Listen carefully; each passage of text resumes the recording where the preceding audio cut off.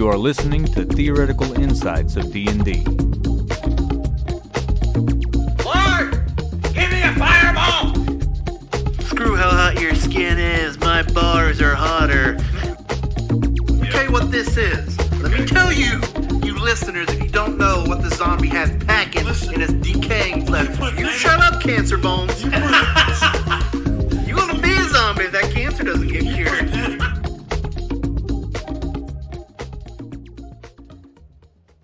Hey guys, it's Rob, and welcome back to Theoretical Insights of D&D. Today we're joined by Eric, my every once in a while co-host that may or may not be somewhat annoying. It's theoretic, Eric. Thank you very much. Well, I'm not going to go by Improv Rob. Yes, you will. Whatever. And we're also joined by Casey and Marie from Potato Candy, our good friends from far, far away. In a whole other's country. We're back, baby. Here's the problem, though, is that we've talked about it enough to know that y'all are based in Texas. I sound like I could be from Texas. No, you y'all don't. sound proper. You've not heard Texan accents. Your accent is too far in the front of your mouth to be Southern. Southern gets back in here in the back of the throat. That's what they get into. What am I overbite, Casey? I'm not talking about your overbite. You're talking about your overbite, bruh. You also talk too fast to have a true Texas accent. Oh, my word. Oh, my goodness. Now that I've been corrected on every level, thanks for joining us, guys. Don't get started on the very slow Texas accent side. Here's a segue to give you. You get started in a conversation with the wrong Texan. You'll be there the next day as they finish up the story. And that was the day that I had today. How about you? Yep. That's the pace. Not even joking. But I wanted to have you guys on because we had the discussion and the possibility and the thought of, well, I did anyway, to talk about the storytelling, story writing, and the experiences that we've had and the growth that we've had in that area, specific with the two of you doing the Dreadful Tales and the experience that Eric and I have had with planning a campaign, whether we've actually been able to run them or not. And with the experience that we've had working on the Dreadful Six for those months that we did. And I figured it was just something that somebody, could listen to, possibly learn from, possibly connect with, and then go on and maybe even be inspired to finish up or work on what they are in the middle of right now. Yeah, I have to say, from a story writing perspective, my first time DMing was, I think right before we got married. Wasn't it Genesis was the first one that you DM'd? No, I started with a D&D scenario that was you guys dealing with a white dragon, and it was so railroady. It was basically just, here, go here, and I guess maybe talk to this person. I do remember that. Because, you did that, and then you did Call of Cthulhu. Yep. Yeah. And looking back at it now, I'm like, I don't know how I told that story because I'm pretty sure the only thing I said was you walk into a town, now what? And that was the only information I gave them. Well, you gave it to Isaac and I. That didn't take much. That's true. Yeah. So let's be honest, though. Sometimes that's the best way to start telling a story is that you lead them in there, you put them into a place that you have absolutely nothing filled out for other than a couple of named places, maybe a couple of people that you have named. There's an inn, there's a shop, there's a blacksmith, and there's an armorer. That's all that's there. What do y'all do? And then you have them write it for you to where you can fill in the blanks later with consequences, whether good or bad, to follow, whether 2 or 3 days in game time or if they're 5th level all the way up to 12th level of consequence. Yep. I would say for people starting out or trying to get into story writing, make sure if you do that, you are an improv person because I am not. So that style for me, I started with that and I struggled with it. I am a time event person. I have to know what's going to happen in the story when to know when our player is going to interact with it so I can actually make real world decisions without it just being, I guess the players can do this. Or telling the players, no, you can't, and then having to fight them on it because they're like, well, why can't I? I'm like, well, because it doesn't make sense. So the first piece of advice that I would give to anybody is number one, understand you are not required to be any kind of professional DM for your players to have fun. It's what people call the Matt Mercer effect, right? You do not have to be perfect with everything that you do. Theater rules apply. The audience does not know what's not supposed to be there. So the more you can make it seem like what you were doing was intentional, the better. But I would also say, number two, when I say non-professional DM, I include in that stuff like podcast DMs, because preparing stories for a podcast is a whole different beast than just doing a game with your friends, where legitimately anything can happen and it will be fun. So first off, give yourself a little bit of a break and don't put so much strain on, I have to have it perfect before I get started to be able to tell your story, because the people that you are listening to and seeing have been approaching it from a completely different perspective than you will have been. See, I think that's what helped me out so much when I was writing the Dreadful Six, because that was based on the campaign that I have ran for 2 years. So I already had the story written. It was there. All I had to do was do a dramatic retelling of it. Yeah. A lot of it I didn't remember. Like there was going to be a point in episode 4 that didn't get released and won't be released, unfortunately, is in that they went into the swamp. They went into Blitzen Swamp to deal with the necromancer that had taken Sarah and her father, or her mother, and the ghost that came. Hey, Don't you dare make me cry again. I had a little girl that was the age of 4 read the parts for Sarah. And they're supposed to go in, lift the curse, free the souls. Everything's going to go hunky-dory. And there was a massive fight in game between that necromancer, like 2 or 3 different crocodiles that he had under his influence, and in the TD6, because I could not remember for the life of me how that went. Formir wild shaped into a wasp and flew over to him to try and find him, and he decided, you know what? Screw it. I'm going to sting him on the neck. Well, it turns out that he was allergic to bees and had an allergic reaction and fell over dead. And that was the end of the necromancer. That is a whole other discussion. Yeah, it is a whole different direction. And it's because I just could not remember. And I even put in a spot for me and Jeremiah to go back and forth and says, you've got to be kidding me. That did not actually happen. I was like, oh, no, I'm sure it actually happened that way. It's not like they forgot what actually happened and put that in there instead. But when it comes to the writing aspect, especially for like the Dreadful Six, not Dreadful Six, the Dreadful Tales, with like the island, what was your experience with writing that out for consumption specifically? Because I figured that you wrote that specifically for podcasts outside of, instead of just a behind closed doors type so okay, so you've exposed me. So every single campaign that I have run on that channel was completely of my own creation, except for the island. The island I took pretty hefty, and there'll be a episode that we release at the end of it that's a talk back, and I'll go through the details then as well for anybody that's interested in it, because I don't want to spoil anything yet. But there was a campaign that I found on Drive-Thru RPG that fascinated me, and I was like, this would be great, except it's not the theme that I want. And I completely retooled and reconfigured the world and built my own story from this otherwise pre-packaged thing.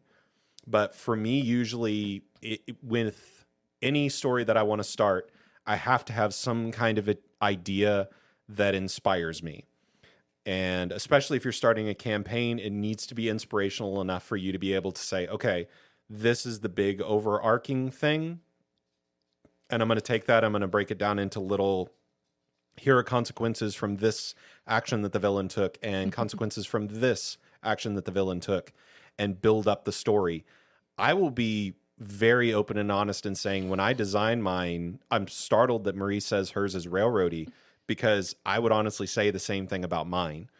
But I strive really, really hard to fit in what choices the players give, to adjust, to adapt, to change and shift around. For prime example, in one of the runs of the Lost Ones, I think it was Welcome to My Nightmare, there was one of our players had been given essentially a deck of many things in a completely different system that doesn't even do Dungeons and Dragons rules. I don't know if you've listened to it, but anyways, had been given a deck of many things that was semi-magical, and so some of the magic of the world of D&D would appear in our realm. And one of our players decided to pull one of the cards from his deck of many things. He was playing an orphan. His parents were gone. And in that, he got to ask a question, I believe is what it was. And in the question, he asked, "Where is my dad?" Fully believing that his dad was alive, as his character fully believing that his dad was alive. And so in that moment, I had to make a choice of, do I cut down what he has done, or do I find a way to adapt it in the story? And in that choice that he made, it completely shifted everything we were going to do in the campaign to fit around that decision of, well, he may or may not be alive. You're getting a response, you get a feeling, you get something off of it, and completely shifted everything with it.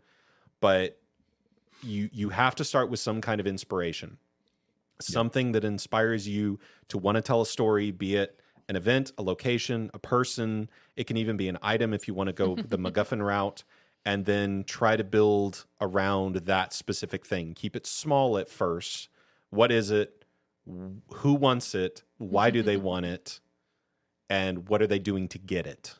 And I think that gives you a solid foundation to build around and grow it. When it comes to what you've learned from your story writing, and when it comes into storytelling, because you can write a story all day long, you don't know if it's any good until you tell it and get a reaction from somebody, even if it is your significant other. Because let's be honest, if your husband or wife is not willing to look at you and say, "That sucks," then somebody else will. And it's better for it to come from them.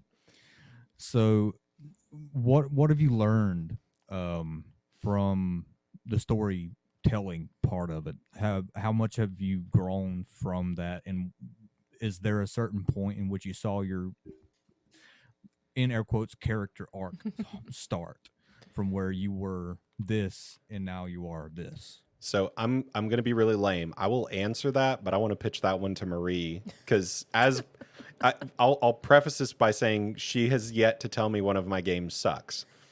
So she may just be a very positive person. Those of you listening out there that are like, yeah, right. She has yet to, but I'm curious from her perspective, how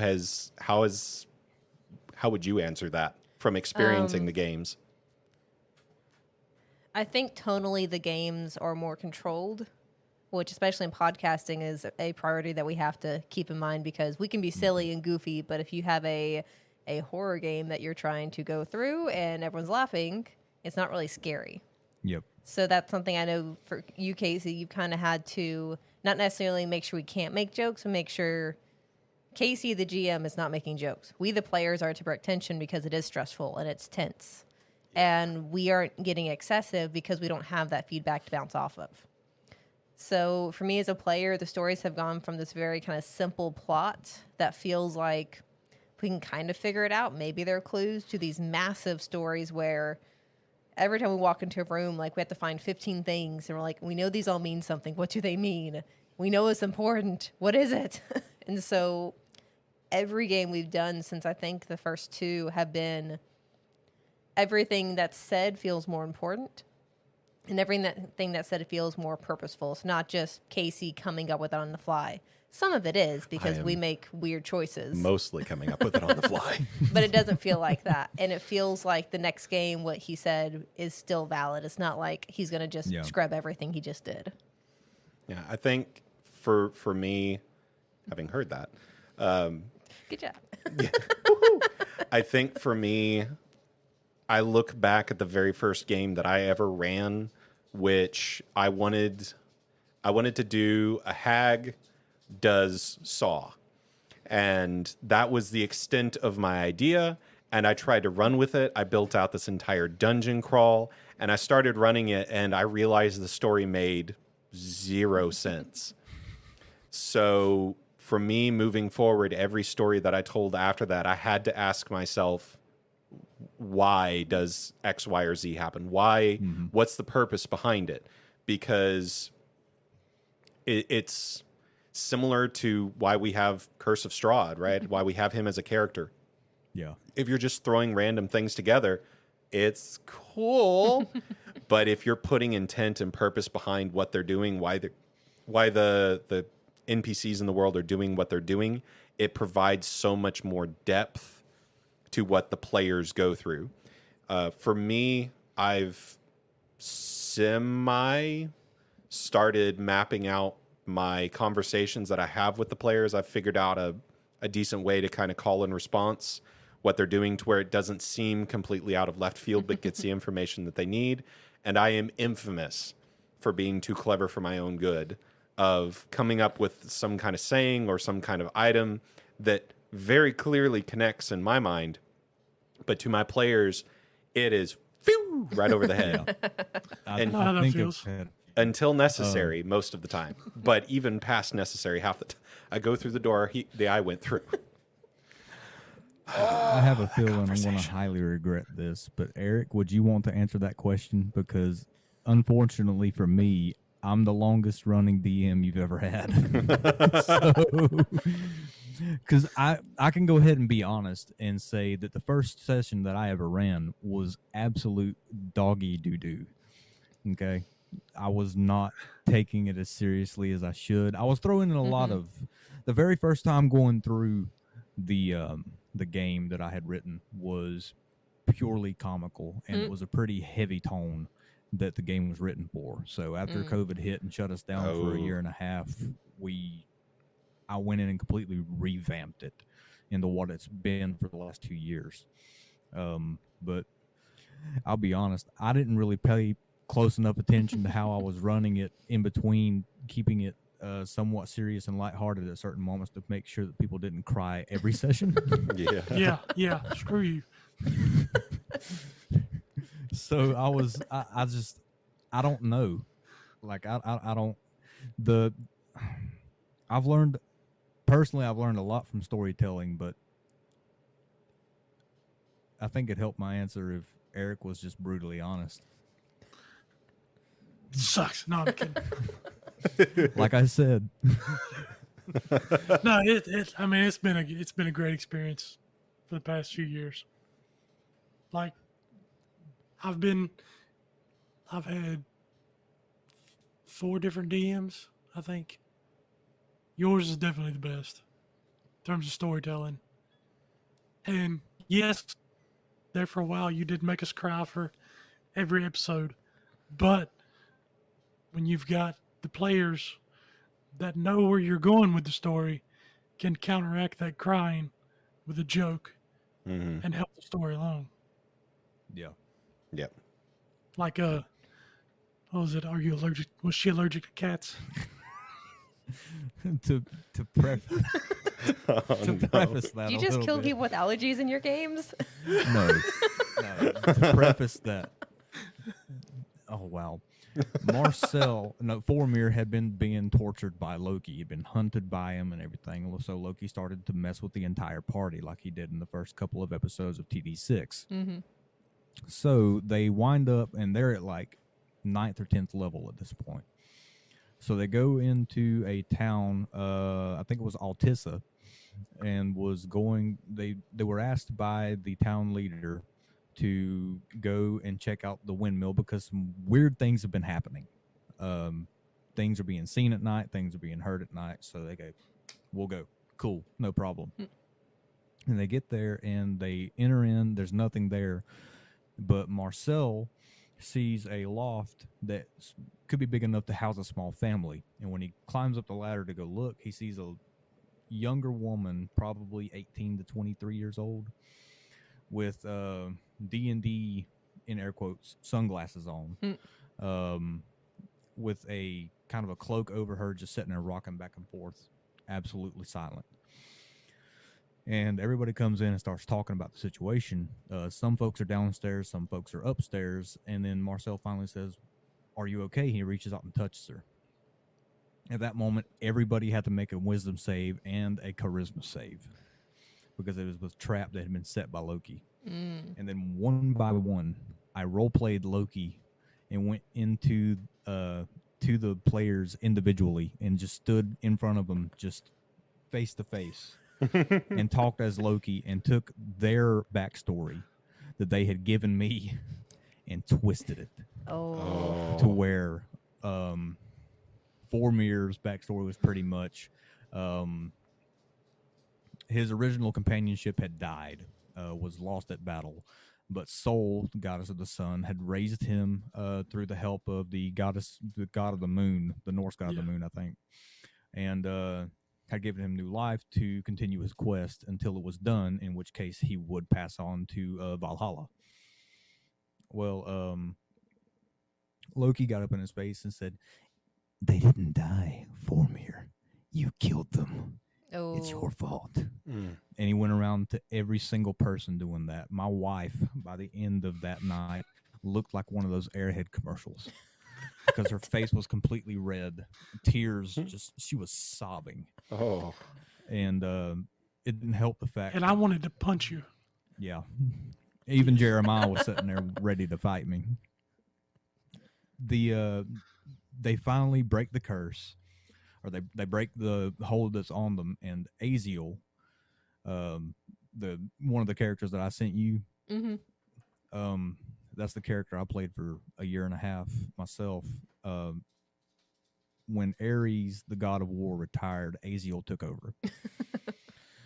And my wife's character decided that she wanted to follow him, and there was a little bit of a romance there because my wife's character is me, may as well. It happens. And Does it? How many games have we been involved in, Marie? We've not dated in any of them, though. So Sorry, go Loki ahead. had convinced her that Aziel was going to kill her, Kira. So my wife role plays Kira and says, "Aziel, I need you to show up now," but she's scared to death. Aziel shows up and she cowers in the corner and all that. Eventually, her other character, because at this point, so many people had dropped out that all three of them are playing two characters. Oh, Goodness. So Imani, her nature domain cleric, goes and finds Sylvanas, and he gives her 5 vials of a nectar. It is technically, it will cure whatever hold Loki has on them, but there's only 5, and there's 6 people. So Imani has to make a choice who will die. And obviously, she chose the girl. And Sylvanas did say, I have this that will make it be painless, and she will just simply go to sleep after a certain amount of time, and then she will pass on. So they did that, more crying, and they go back to town, and they go to tell Biddlebop Tinian, the town leader. They That's tell so Biddlebop- serious, and all of a sudden, Yeah, they tell Biddlebop Tinian, the town leader, that what was happening, and they go back down into the common district, and they see an old woman who I had my grandmother in mind for, walking through the streets, putting up missing posters of that girl in the windmill. And so they sat down a grandmother who I'm role-playing and trying my best to sound like an old woman, to tell her that her granddaughter is dead. And when everybody's broke down crying through tears in his eyes, Eric comes walking up, puts his hand on my shoulder, and in character asks the grandmother, was she allergic to cats? Because he had, as a druid, he created a bunch of cats to bring her comfort during her dying moment. Nice. So see, you're a much more serious tone, Dean, than I think we ever get into. In most of our games, as much as it gets it gets emotional. I don't think we've ever gotten to a point for either of us where we run to where we are like at an emotional breaking point. The emotions that we have tend to center around being afraid or high Mm-hmm. anxiety. They don't tend to get emotional. We were getting there with Lost Ones because there was a couple episodes that we recorded that will maybe be released later that that we got really close with. But I think to that degree, it just all depends upon your players that you have. Yeah. But I think to your point, what you are a prime example of is what we were saying, that the DM has ultimate say over what the tone is going to be. It's not necessarily the players. The players can be as lighthearted and funny and whatever as they can. But as the DM, your job, and I know this is not necessarily storytelling, but your job becomes maintaining the world. You get to be the straight man to their funny man. So as long as you're holding it up, they'll keep the banner flying straight for you. That was one thing that whenever we really first started going back into it, that I realized that I needed to do, because there was too much of that potential pure comedy that I had run before. And so I said, okay, these are a group of my closest friends, especially by that point to where everything started to become very heavy. Mm-hmm. These are my closest friends. This is the best place. This is the best group to do it with, because I would not go on to Roll20 and run it the same way. Never.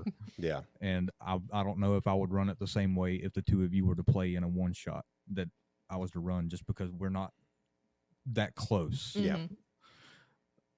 I'm really close to these three people, so I can get away with, as bad as it's going to sound for storytelling, emotional manipulation. Yeah. Oh, yeah. Yeah. He played us like a fiddle. Yeah. We've done with that on Dreadful Tales. With The Lost Ones, Woke to My Nightmare, there's one point where most of the stuff that happens on mic, either we've gone back and fixed on very, very rare occasion, or it's pure in game because we're comfortable with each other. You know, it's us and our friends playing. We know what the limits are. We even did, just because it is horror and scary stuff and you don't know people's phobias, we even did like the what is it called? It wasn't a consent sheet, but that's what people would know it it's as. similar to that. Like what do you want to see in game? What do you not want to see? What's okay behind a veil? And there is some stuff like, like clowns is always a fun one. Who's afraid of clowns in your group? Yeah. Yeah. So we knew where we were comfortable with each other. But there's one point where my character, who is Stevie, the tomboy who's obsessed with Captain America, is chasing down a squishy, and we're in like this nightmare realm at this point. Yep. And she decides she's going to grab it because I'm like, that would make sense, right? I called them the plush nightmares, just to give you an idea. Yeah. So I have Stevie grab the plushie. It's stuck to her, and she's like, I'll just rip it off. And Casey gives me a look like, are you sure? I'm like, yeah.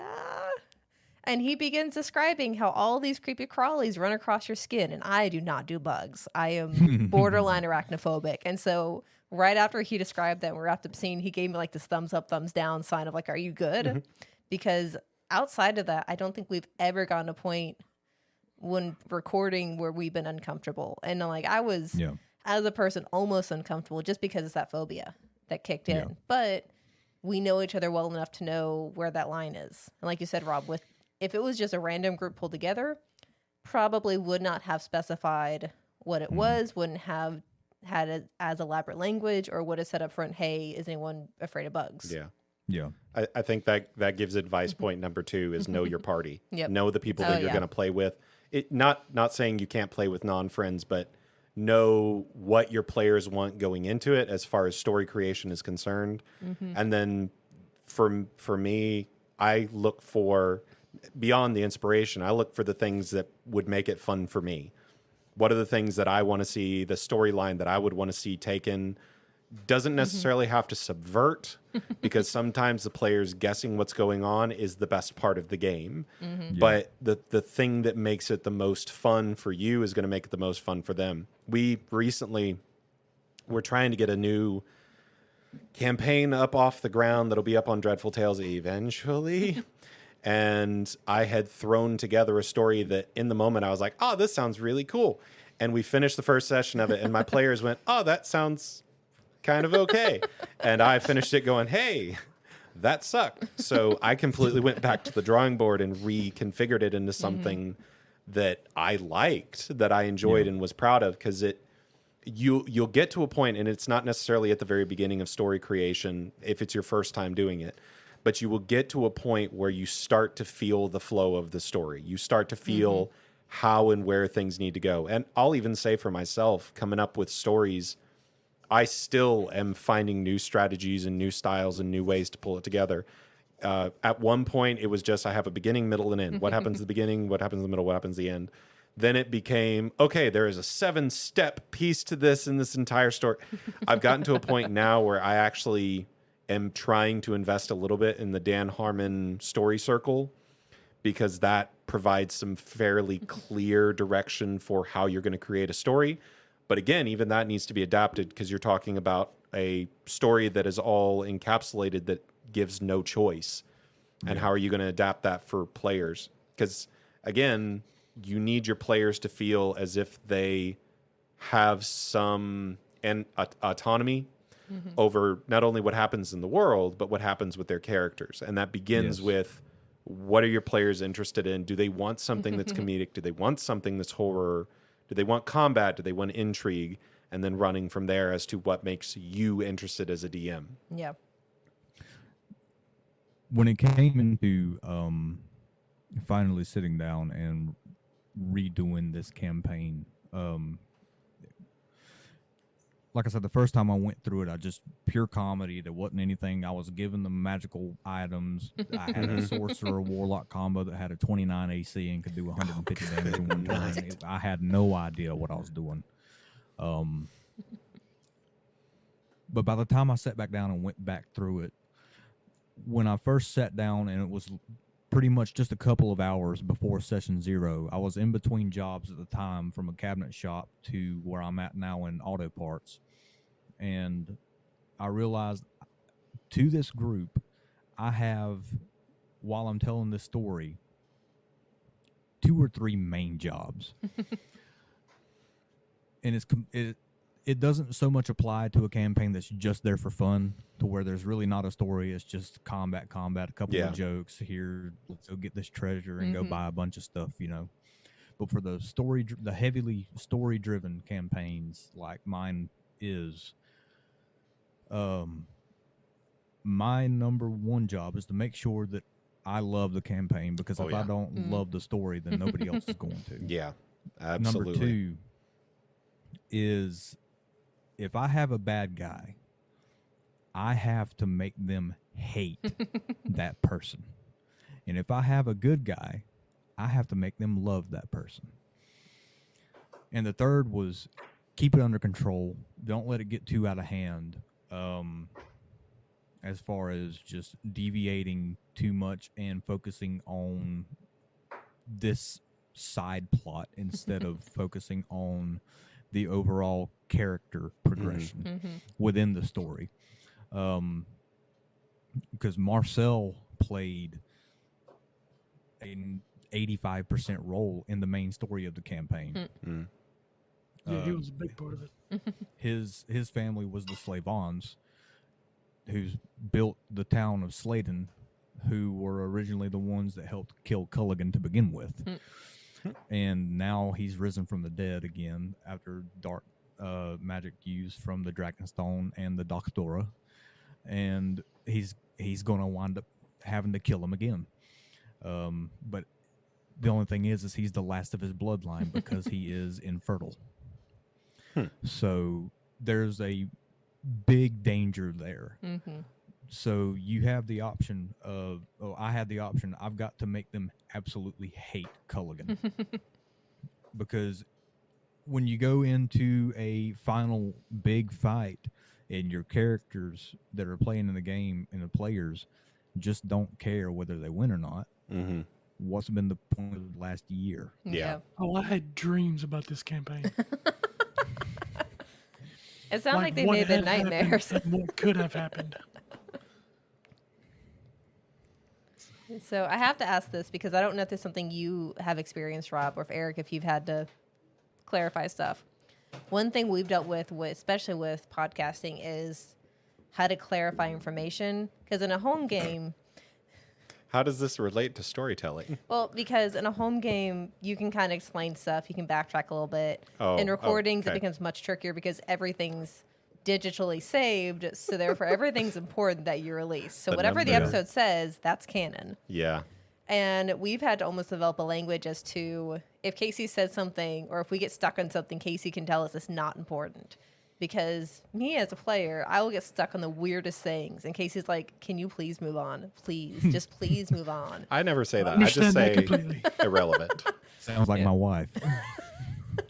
Because she'll sit there focusing on one thing that absolutely has no relevancy to what's going on. I'm Yep. just like, the rest of them left you like 15 minutes ago. Walking in the street. Yeah. I very much have. The one of the first campaigns that I ran, the running gag that we have now, and you might hear it. I don't know if we edit it out at all. The very first game I ever ran campaign wise, the players were sneaking into a mansion during a party, and they were trying to find out about this plague that was going on. It was another one of those I had pulled off of Drive Through RPG because I was a brand new person, and I was like, I'll just take all of these one shots and mush them together, and it'll be a campaign. And so I ran with that idea, but the campaign book itself did not describe the entire grounds of this mansion. So as our players are sneaking in, one of my players asks if there's a nearby shed in this orchard, and I was like, okay, there's a shed nearby, yeah, because they need somewhere to hide. Is there anything around the shed? And I was like, there are barrels around the shed. Is there anything in the barrels?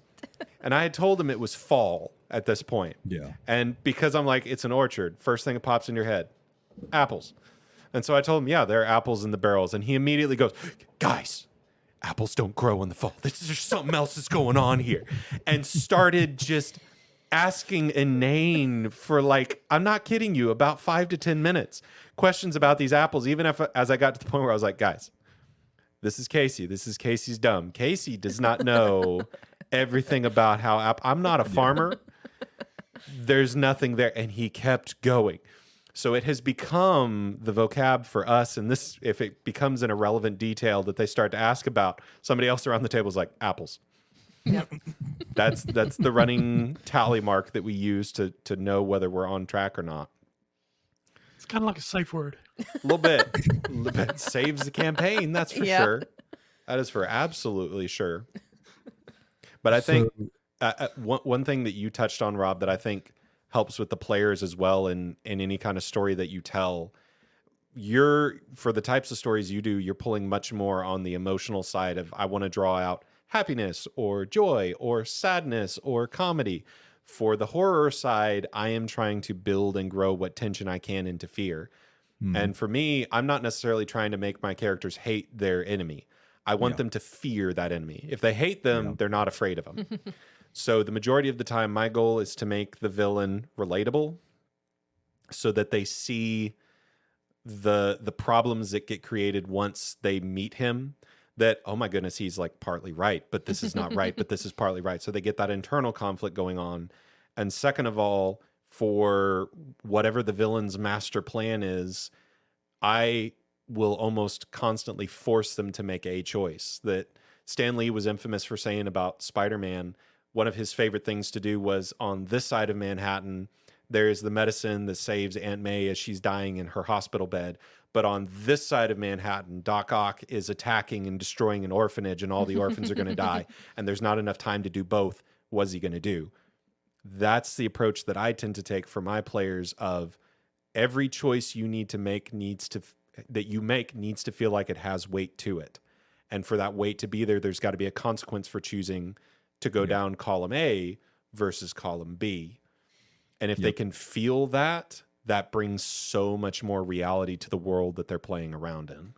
I agree entirely.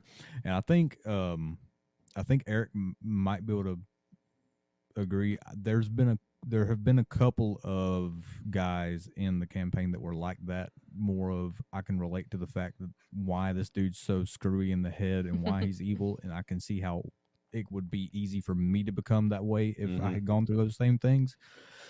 It's a lot harder to do that with an ancient red multicolored dragon. Yeah. Yeah. It has to be the right villain.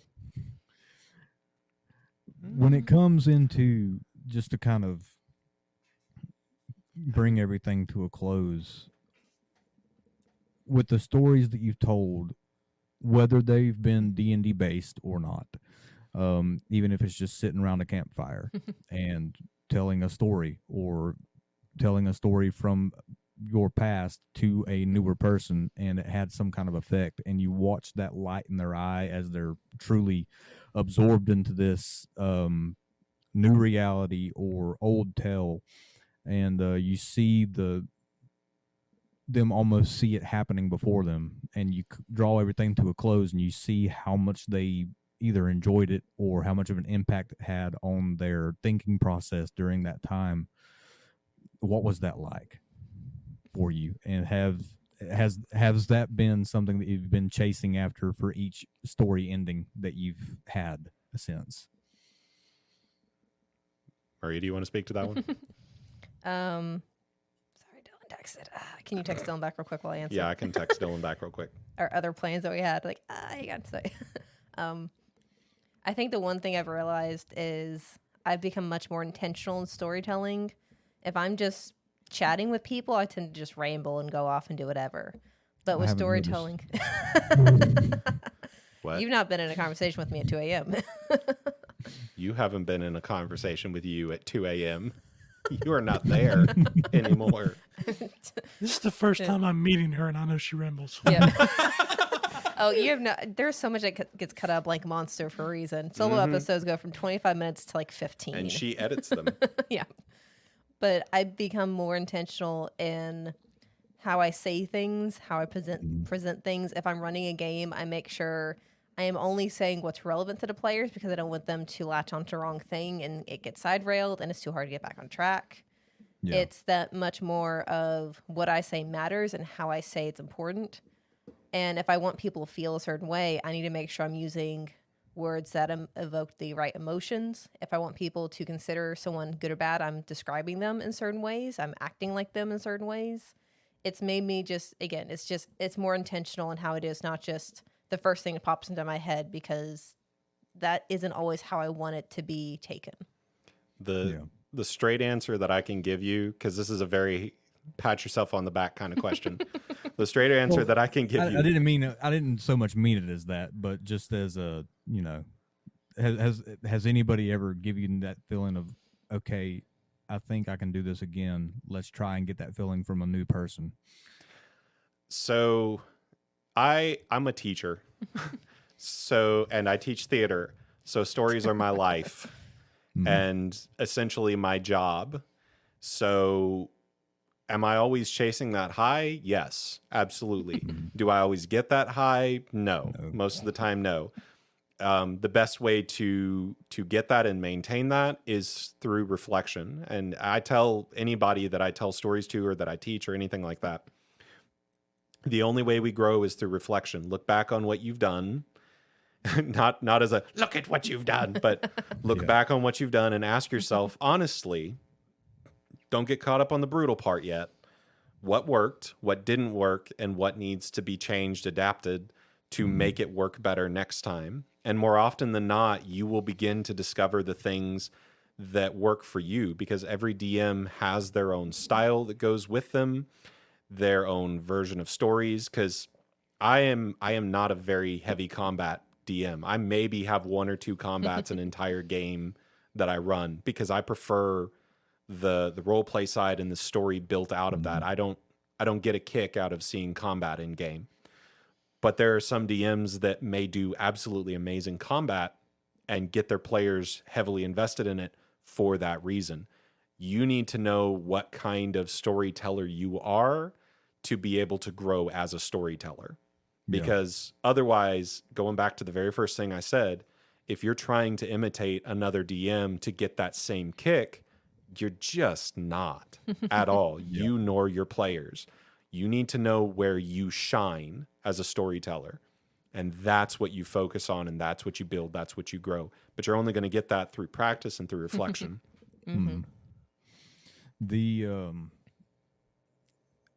I've yet to finish my campaign as far as Wrath of the Dragon is what I called it.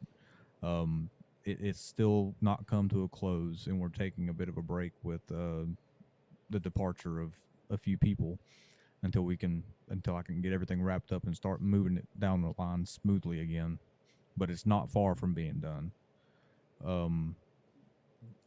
2 years ago, I did a one-shot because it just so happened to be on 9/11. And I said, what's the best way for me as a DM to bring some kind of honor to those that lost their lives in this tragic event, and to do it in a way to where everybody can participate. So I sat down at work one day and I planned a one-shot of the events of 9/11. As inappropriate as that may sound, I didn't mean for it to be. I meant it as being honorable. And there were a couple people were citizens that went running into the towers. I think Eric played a police officer. My wife played a fireman. A couple more people were playing EMTs and other stuff. And I looked up and did some research for actual accounts of the people that were able to make it out as to what it was like inside the buildings. I watched videos of them falling, especially just about every 9/11. I do that just to, as a reminder. I watched those videos and I got it as detailed as possible, and then sat down for 3.5 hours and took them through the start of September 11th to the closing chapters of when the final tower collapsed. And that's when everything for everybody went dark, because that's when everything came tumbling down and all the fake characters in the one shot died, because that's when everybody else did. And we sat there for probably 10 or 15 minutes without anybody speaking a word. Just kind of, in a way, paying tribute and honoring those that lost their lives on that day. But looking back now to the way that it was received when we finally started talking about it, how a few people were telling me that was an absolutely beautiful way to honor them for what we were doing that night, because otherwise we would have just been playing D&D. I think that was that first moment, because that was the first story that that was the first in air quotes story that I ended, because there was a lot of stuff that was different. There was a lot of stuff that was the same. And it was that feeling of they enjoyed it. They felt something emotional. They may not have cried. They may not have gotten angry or anything like that, but they felt in their heart and in their soul. Yeah. That's what I want to go after at the end of my campaign. Because I know after 2 years that I'm going to be sitting there with tears going down my face. You ain't the only one. See, I hope that by the end of it, that I'm not the only one. Hopefully something in these 2 years that has transpired over a tabletop game has affected somebody to a point to where when I finally say thank you for playing my game for these past couple of years, it meant the world to me, that somebody might look at me and say, do we have to stop?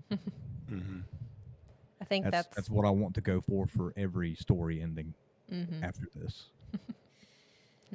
I think that's honestly just in general power story, and when you get to tabletop RPGs, that becomes even more expressive. Casey and I both have a theater background. Of course, you go see shows, and even if they deal with intense topics, with comedic topics, you feel something by the end of it for the characters. And if you're playing as the characters in this world, if you're putting your own agency into, this is a world that I live in, I have people in this world I care about, there are things that matter to me. By the end of it, you're you should be so invested in it that it's not even that you don't want it to end. It's just you've gone through that same journey your characters have gone through in a way that's different than just watching a movie or reading a book. It is not just the world happens and you're observing. You're directly influencing it. You empathize rather than just being a backseat driver. This is why a lot of people actually use RPGs for therapy now, because it allows you to view the world in a way different than just what you normally live through. Like, especially D&D, we're not going to go fight dragons. It's not going to happen. But there are people that deal with traumatic experiences that we're never going to live through, and it's a way to see the world in a different lens. And you can, like I said, you can empathize with them, and you consider things differently. And especially, I think people... Oh, sorry. No. So I interrupted you. Go ahead. No, people that play D&D long enough, I think, the murder hobo aspect of I'm going to kill every goblin I see, it wears off to where 10 years later, you might be making deals with them because, like, I don't want to just kill everything. Yeah. You know, and you consider how you change in your own life outside of that. I think going back to a conversation that we had on TID&D last year, that, I mean, I'll be honest, I was afraid of the flashback that we would have on it, or the backlash on it, because it was a very touchy subject. It was a question that I raised going back into that topic or that scenario you just brought up of players being able to have an escape. We brought up the people who are handicapped who may play someone who's either not or is handicapped, because if you're in a wheelchair, there's not a whole lot you can do. Yeah. But if you're in a wheelchair in D&D, you can do all kinds of stuff. Yeah. Oh, yeah. Or you don't even have to be in a wheelchair. Yeah. So that escapism is something that my wife even talked about whenever we had her on the show that one time. You have a horrible week, a horrible month, and you come into D&D, and it's that one fight or whatever. You can take out all your frustration on somebody that's not going to feel any actual pain, and you can still feel good about it. Or or you can talk to somebody and successfully convince them not to attack this place, or to save this person's life, or to help your party to save the world. It's just this sense of success when you had a week of failure. Yep. Yeah. It just offers a bit of escapism to give you that strength to, all right, Monday's coming. I think I can do it. Well, So what you're saying is you're my therapist. If I'm your therapist, bud, we got some major issues. I'm not say, paying how you much does he $200 charge? an hour. Thank you for joining us. I hope we can do this a lot more in the future. I was waiting for that. Thank you for being on my show. Please say you want to come back. Yeah. You're the only podcast friends I have. If you leave, I have nobody. Legitimately, Eric's just in the corner quietly crying. whenever I first heard the topic, I was in from get-go. If you want to cut this out, you can. If you ever want us on for anything, just let us know, man. Yep. And we will do what we can to make it happen. This is fun for us, especially discussing story. As Marie pointed out, with a theater background, every film we ever go to, every show we ever go to, every movie we watch, every book we read, we go back to that whole same thing. It's like, what worked with it? What didn't work with it? What needs to change? And it's fun at this point. For those of you that have not listened to their show, The Dreadful Tales, not The Dreadful Tales, just Dreadful Tales. I'm not the only one. Dreadful This Tales. See, this is what happened. I shouldn't have done TD6 because now it's The Dreadful Tales from now on. This is why we're friends, Rob. If you have not listened to anything by Potato Candy Network, by all means, go and check them out. Marie is doing absolutely fabulous things over on Blank Scenario with Blank Monster, and her and Casey are doing great things with Blank Scenario. Also, check out The Island because it is an absolutely fantastic horror-based story campaign where Casey is doing all kinds of different voices, and sometimes it sounds like himself, and sometimes Clarice will make a mistake. I mean, I don't think she's ever made a mistake. I don't think that item was important. It's fine. Clarice never thinks she makes a mistake, but we know. We know. If you want to learn why I have to have a party for all of my games, go listen to The Island. Thank you so much for listening, and keep rolling high. We'll see you in the next one. It's D&D. And I don't know. Yeah, he didn't send me that. It's the Hang on, indie. hang on. Okay, clink it. Warriors that terrify. It's D&D. And Call of Cthulhu.